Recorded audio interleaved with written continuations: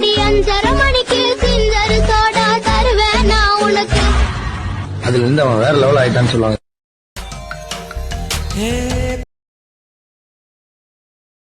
என்று நினைத்திருந்தே பூவை உன்னை பார்த்த பின்னே